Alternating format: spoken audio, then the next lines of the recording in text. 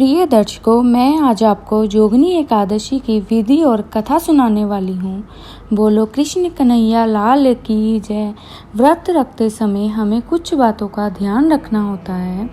व्रत करने की इच्छा करने वाले नर नारी को दशमी के दिन मांस, प्याज, मसूर की दाल इत्यादि निषेध वस्तुओं का सेवन नहीं करना चाहिए। रात्रि को पूर्ण ब्रह्मचर्य का पालन करना चाहिए तथा भोग विलास से भी दूर रहना चाहिए। प्रातः एकादशी के दिन लकड़ी का दातुन ना करें। नींबू, जामुन या आम के पत्ते लेकर चबा लें और उंगली से कंठ साफ कर लें। वृक्ष से पत्ता तोड़ना भी वर्जित है। अतः स्वयं गिरा हुआ पत्ता लेकर सेवन करें। यदि यह संभव ना हो तो पानी से 12 कुल्ले कर लें। फिर स्नान आदि कर मंदिर में जाकर गीता पाठ करें। एकादशी के दिन घर में झाड़ू नहीं लगाना चाहिए क्योंकि चींटी आदि सूक्ष्म जीवों की मृत्यु का भय रहता है। फलाहारी को गाजर, शलगम, गोभी, पालक आदि का सेवन नहीं करना चाहिए और केला, आम, अंगूर, बादाम, पिस्ता इत्यादि अमृत फलों का सेवन करना चाहिए। प्रत्येक वस्तु प्रभु को भोग लगाकर तथा तुलसी दल छोड़कर ग्रहण करनी चाहिए। भूलकर भी क्रोध नहीं करना चाहिए। क्रोध चांडाल का अवतार है। आप देवता रूप हो, संतोष कर लेना चाहिए। संतोष का फल सर्वदा मीठा होता है। सत्य भाषण करना चाहिए तथा मन में दया रखनी चाहिए। इस विधि से व्रत करने वाला दिव्य फल को प्राप्त करता है। चलिए अब मैं आपको जोगनी एकादशी की कथा सुनाती हूँ। धर्मराज युधिष्ठिर कहने लगे कि महाराज, मैंने ज्येष्ठ शुक्ला एकादशी के व्रत का महत्व सुना।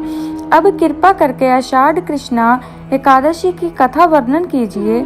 इस एकादशी का क्या नाम है तथा क्या महत्व में है, सो सब कृपा करके वर्णन कीजिए। श्री कृष्ण कहने लगे कि हे राजन, आषाढ़ कृष्णा एकादशी का नाम जोगिनी है। इसके व्रत से समस्त पाप नष्ट हो जाते हैं।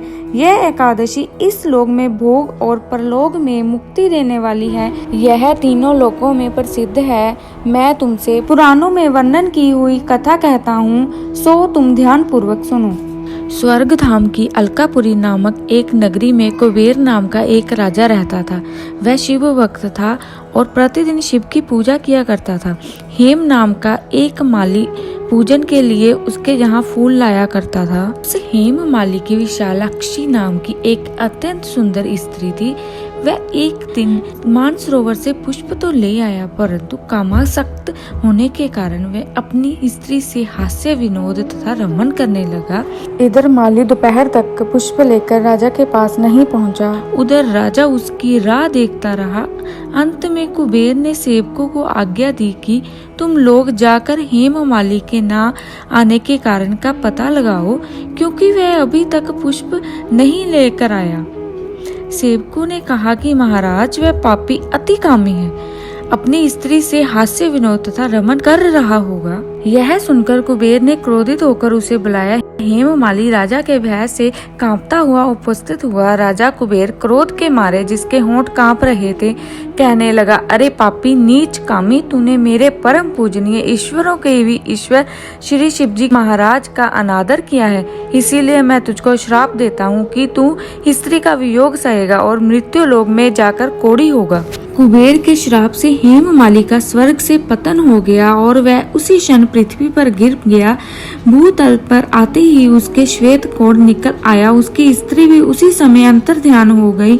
मृत्यु लोक में आकर उसने महान दुख भोगे। भयानक जंगल में जाकर बिना अन्न और जल के भटकता रहा। रात्रि को निद्रा भी नहीं आती थी, परंतु शिवजी की पूजा के प्रभाव से उसको पिछले जन्म की स्मृति का ज्ञान अवश्य रहा। घूमते घूमते एक दिन वह मार्कंडेय ऋषि के आश्रम में पहुंच गया, जो ब्रह्मा से भी अधिक वृद्ध थे और जिनका आश्रम ब्रह्मा की सभा के समान लगता था। हेम माली वहां जाकर उनके पैरों में पड़ गया। उसको देखकर मार्कंडेय जी बोले कि तुमने ऐसा कौन सा पाप किया है जिसके प्रभाव से तू कोढ़ी होकर महान दुख भोग रहा है।